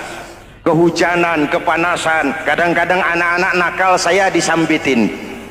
Kata tiang, saudara genteng, ngomong jangan sembarangan ya. Kamu kira kamu bisa nongkrong dan nangkring di atas, itu gara-gara siapa genteng? Kan saya yang sokong dari bawah. Kamu jadi pejabat tinggi, jadi anggota ini, anggota itu. Kami rakyat yang angkat, jangan sudah di atas kami ditekan. Jangan agama dijadikan topeng untuk kepentingan pribadi. Berpolitik untuk kepentingan agama, ayo, tapi menjual agama untuk kepentingan politik, itu yang merusak agama.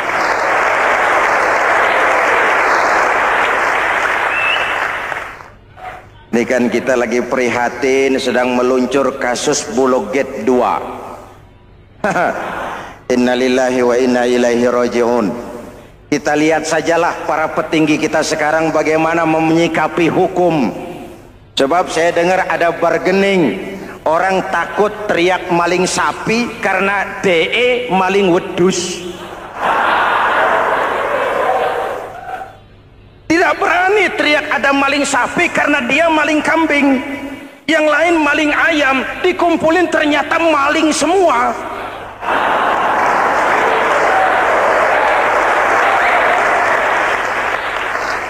Hadirin yang saya hormati, ini melukai rasa keadilan. Oleh karena itu, sholat mengajarkan kepada kita dalam posisi berdiri, lihat tempat sujudmu, jangan menteleng terus ke atas lalu lupa dari mana kita berangkat. Itulah maknanya tawadhu, rendah hati, tidak melonjak angku dan sombong. Ada sebuah hadis Rasulullah bersabda, "Idza aradallahu biqaumin khairan." Apabila Allah menginginkan kebaikan kepada satu bangsa, apabila Allah menginginkan kebaikan kepada satu kelompok rakyat, walla alaihim khulama'uhum, maka yang naik jadi pemimpin adalah orang-orang yang santun, orang-orang yang lemah lembut, bukan orang yang menggunakan kekerasan dan tiran, sedikit-sedikit main pecat. Itu terlambat lahir. Mestinya lahir di zaman Hitler, mestinya lahir di zaman Benito Mussolini, atau kalau mau lebih klasik lagi di zaman Fir'aun. Kalau Allah menginginkan kebaikan kepada satu masyarakat, satu bangsa, satu negara, naiklah orang-orang yang santun, yang ngayomi, yang menjadi solusi dan jalan keluar untuk kepentingan rakyatnya, mampu memberikan keteladanan. Saya tertarik dengan pidato Presiden Cina pada saat dilantik. Cina, Presiden Cina pasti tidak tahu Pancasila, pasti tidak kenal Islam, tapi pidato pelantikannya, berikan saya 100 peti mati, yang 99 akan saya pakai buat koruptor, yang satu akan saya pakai sendiri kalau kamu lihat saya tidak benar. Luar biasa. Yang diperlukan sekarang ini keteladanan, hulama'uhum, sikap ngayomi, mencari jalan keluar, bukan memamerkan kekuasaan, memamerkan kekuatan, arogansi, menghormati perbedaan. Itu ciri demokrasi. Lalu waqadha bainahum ulama'uhum, yang memutuskan hukum adalah pakarnya, ulamanya, mengambil keputusan secara profesional sehingga rakyat beroleh apa yang namanya kepastian hukum, merasa hidup terlindungi, aman dan nyaman. Lalu yang ketiga, wa ja'alal mala fi askhiyaihim, peredaran harta, pergerakan ekonomi berada di tangan orang-orang yang pemurah, yang tidak mau kaya sendiri, tidak mau senyum di atas penderitaan orang lain, menari di atas bangkai saudaranya. Hadirin yang saya hormati, ini cirinya. Tapi sebaliknya kata Nabi, wa idza aradallahu biqaumin syarran, apabila Allah menghendaki kejelekan, keburukan bagi satu bangsa, walla alaihim sufahauhum, yang naik jadi pemimpin orang-orang durjana, orang-orang kurang ajar, tapi dipoles dengan topeng yang bagus. Hei, hei, ini musim topeng. Musim apa? Topeng. Topeng itu apa perlunya? Menyembunyikan wajah asli. Sekarang ini Dracula berwajah Arjuna.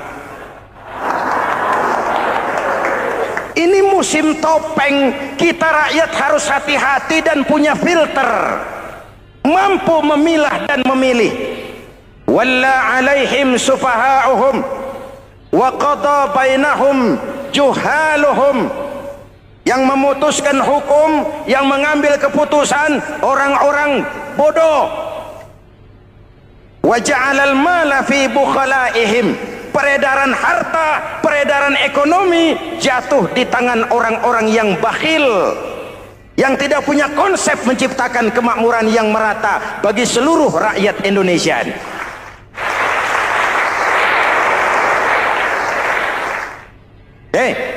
Kita kembali kepada tiang. Ini kan lagi cerita tiang tadi ya. Kalau sedang berdiri, lihat tempat sujud, jangan menteleng terus ke atas. Terserang penyakit tamak bin rakus alias serakah.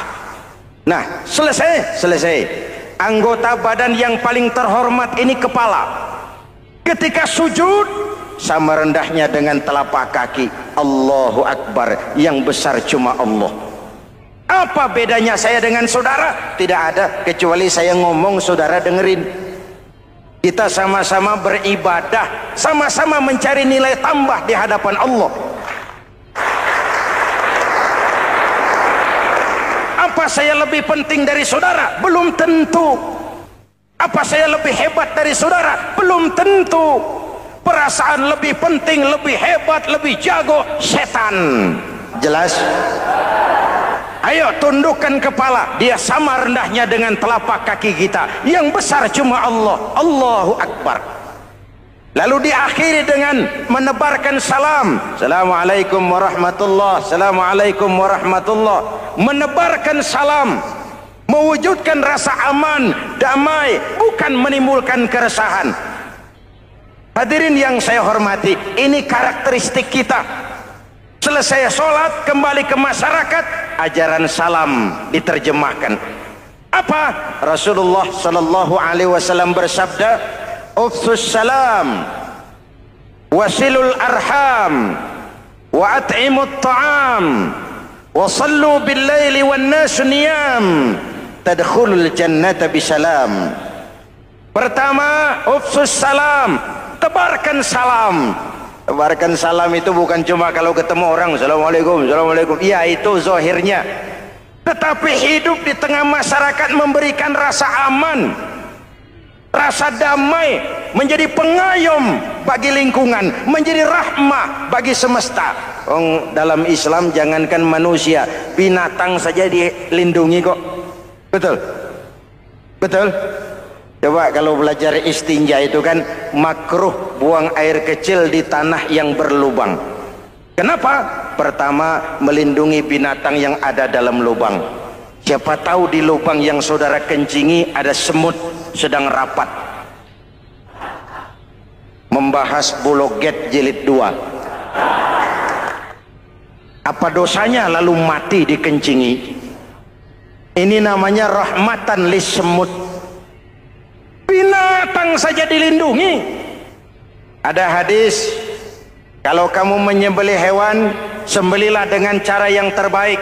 Jangan menyembelih ayam dengan pisau tumpul. Ini ajaran apa? Ajaran tentang peri kebinatangan. Rahmatan, memberikan rahmah, salam, keselamatan dan kedamaian kepada masyarakat lingkungan. Itu misi seorang muslim.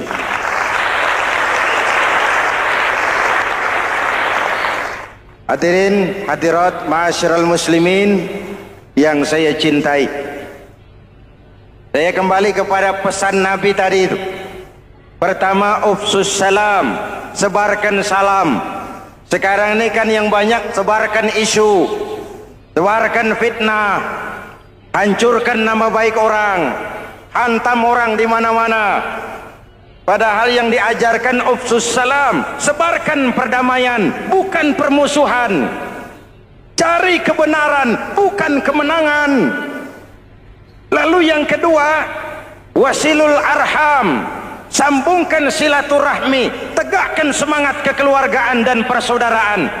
Karena kita sudah diikat dengan tali akidah.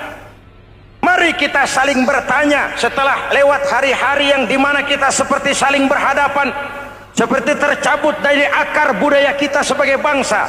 Semangat gotong royong, semangat kekeluargaan makin lentur dan luntur, dan perlu kita angkat kembali ke permukaan. Silul arham, sambungkan semangat silaturahmi.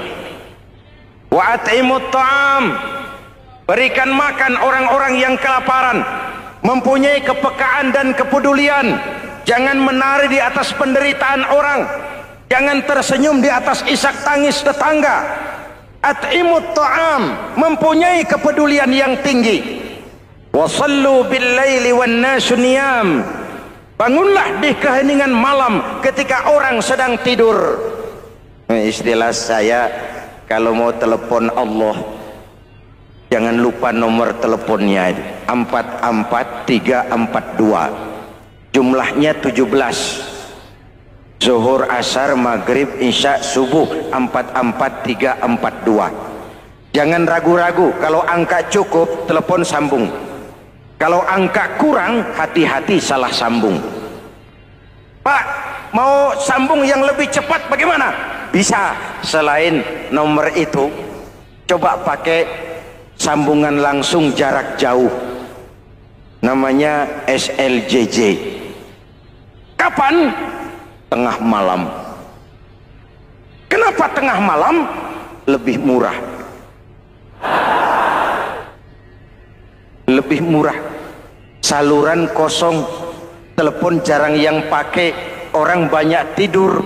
Wa minal laili fatahajjad bihi nafilatan lak asa ayyab'atsaka rabbuka maqaman mahmuda. Nun di keheningan malam, bangun. Seperti bapak-bapak, ibu-ibu sering bangun tengah malam ya Bu? Ya. Ngapain? Kalau bangun tengah malamnya sih saya percaya, cuma urusannya apa? Kira bangun tengah malam mau tahajud, malaikat sudah mau nulis, cuma buang air kecil, tidur lagi. Hampir salah tulis saya.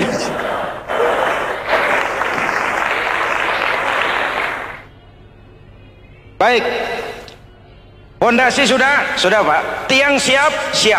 Lalu apa lagi? Nah, rumah itu supaya ada batas perlu pagar, dinding, tembok. Yang jadi batas, dinding, tembok, puasa. Asyamu junnatun, puasa adalah dinding, benteng yang menyelamatkan manusia jangan sampai menyentuh wilayah lain. Ada batas-batas dan norma yang diindahkan. Selesai, tembok, dinding, selesai. Pagar, selesai. Lah rumah itu supaya bersih, kan harus ada kamar mandi, jendela, pintu, yang fungsinya membersihkan zakat. Kalau dia zakatul mal, dia bersihkan harta kita.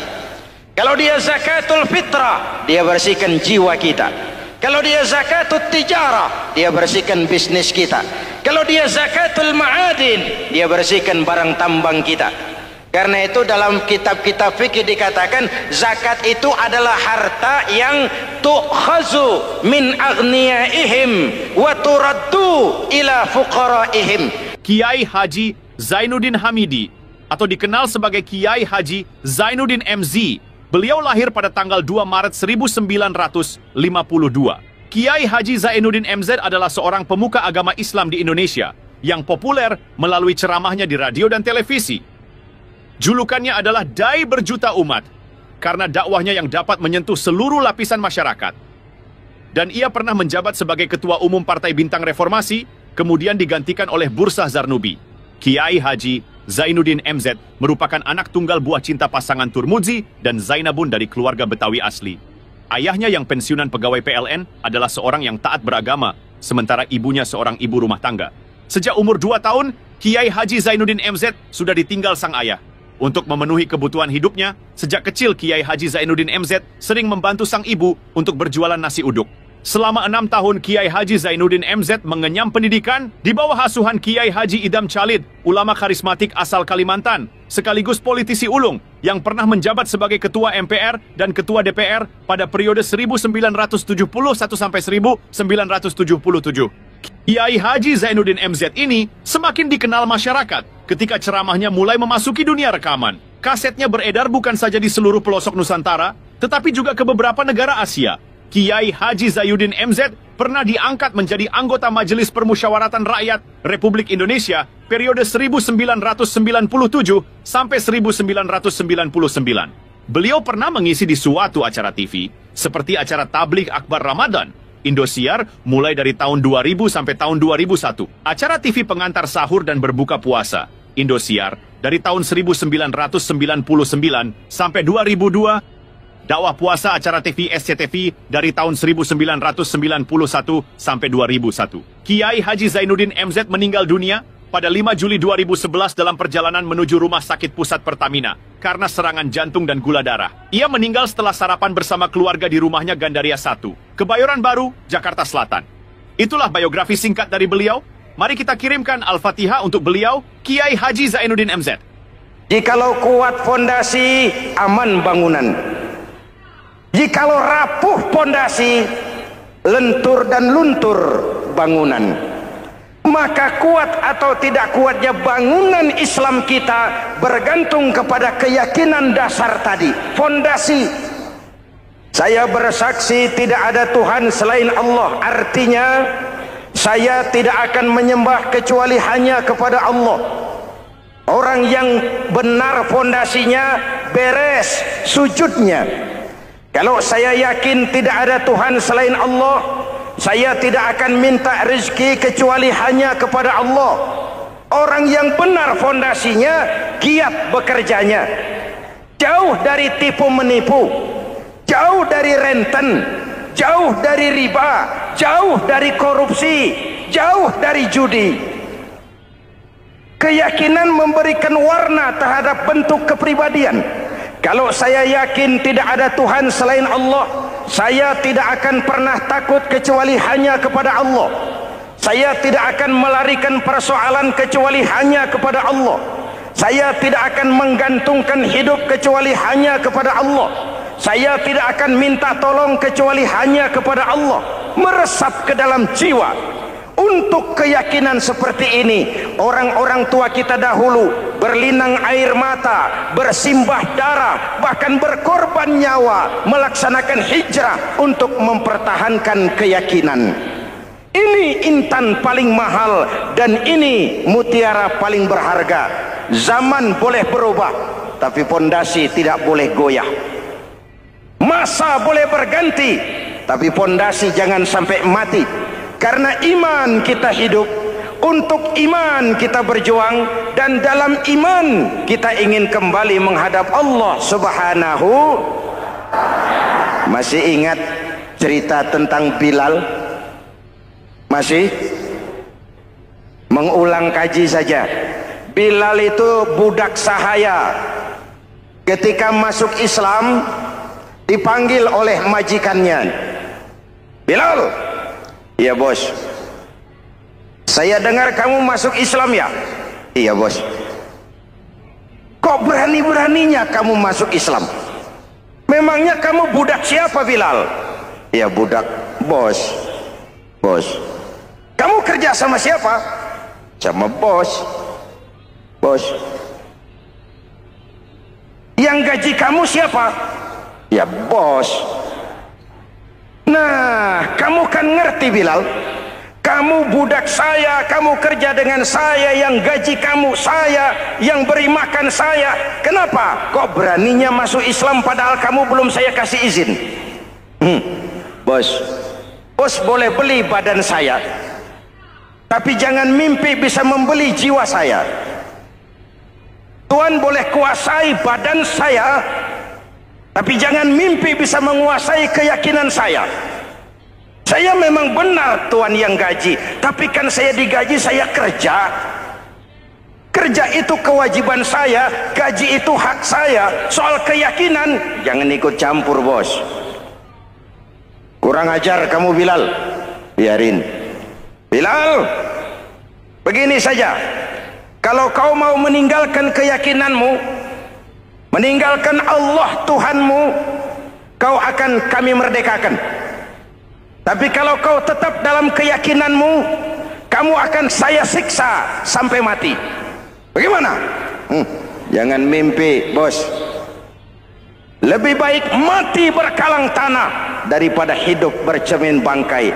Biar saya gugur membela keyakinan daripada hidup jadi penjilat menjual akidah. Itu prinsip.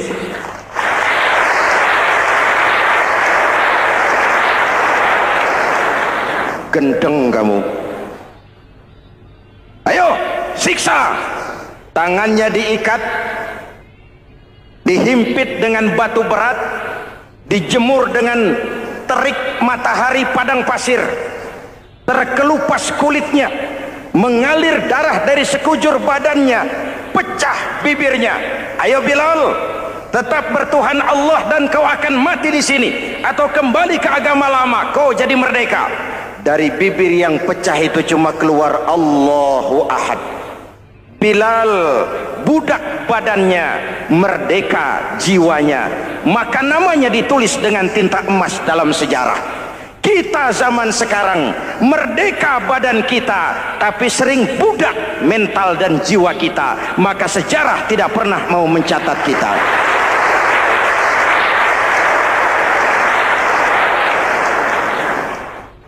Ma'asyiral muslimin yang saya cintai, fondasi sudah. Lalu apa lagi? Mulai memancangkan tiang. Tiangnya 5. Ada tiang namanya zuhur, asar, maghrib, subuh, isya. Tetapi agar bangunan menjadi kuat, ada tiang-tiang tambahan. Namanya rawatib dan nawafil. Rawatib itu ba'diyah atau qobliyah, nawafil itu di luar itu. Agar bangunan menjadi kuat, dibentuk pribadi lewat solat. Apa filsafatnya? Pertama, solat itu simbol penyerahan total kepada Allah. Kita ini sudah kontrak. Innallaha astara minal mu'minina anfusahum wa amwalahum bi anna lahumul jannah. Allah telah membeli dari orang-orang mukmin diri mereka, harta mereka, bagi mereka adalah surga. Penjual kita orang beriman, pembeli Allah, dagangannya amwal dan anfus, harganya adalah surga. Jelas? Penyerahan total itu dimulai dengan takbiratul ihram. Shalli fardal isya, Allahu akbar. Arahkan mata ke tempat kita sujud. Jangan lupa kalau sudah di atas, lupa dengan yang di bawah. Sudah jadi genteng, petatang peteteng di atas. Lalu bilang, merasa capek sendiri, kata genteng kepada tiang. Tiang, kamu sih enak, kata genteng. Saya setengah mati di atas. Kehujanan, kepanasan, kadang-kadang anak-anak nakal saya di samping. Assalamualaikum warahmatullahi wabarakatuh. Alhamdulillahirrabbilalamin. Wassalatu wassalamu ala ashrafil anbiya wal mursalin Sayyidina Muhammadin wa ala alihi wa sahbihi ajma'in, amma ba'du. Sahabat beriman yang dimuliakan Allah, syukur alhamdulillah kita bertemu di channel ini. Pada hari Jumat yang penuh berkah ini, saya mengajak sahabatku semua untuk sejenak meluangkan waktu kita mendengarkan tausiah fenomenal dari guru kita, almarhum Kiai Haji Zainuddin MZ. Tentunya banyak sekali ilmu, hikmah, dan manfaat yang bisa kita jadikan pelajaran dalam kehidupan kita sehari-hari. Berikut ini mari kita simak bersama isi tausiah dari guru kita, almarhum Kiai Haji Zainuddin MZ. Selamat mendengarkan. Kita lihat sajalah para petinggi kita sekarang bagaimana menyikapi hukum. Orang takut teriak maling sapi karena DE maling wedus. Di Tidak berani teriak ada maling sapi karena dia maling kambing. Yang lain maling ayam, dikumpulin ternyata maling semua.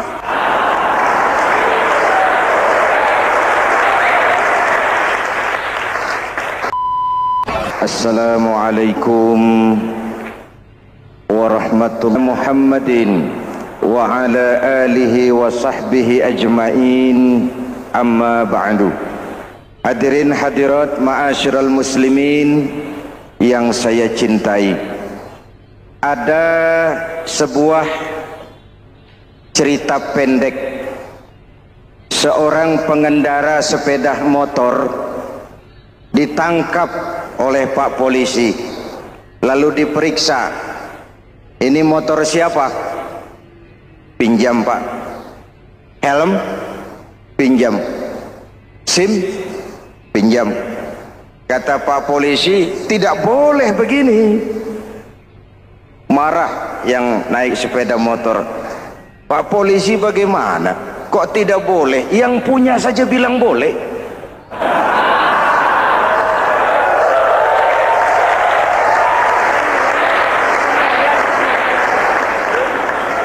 Cerita ini memberikan gambaran bagaimana masyarakat kita sekarang cenderung memboleh-bolehkan diri sendiri, melahirkan permissive society. Masyarakat serba boleh dengan ukuran sakarepe dewe. Itu sebabnya agama diturunkan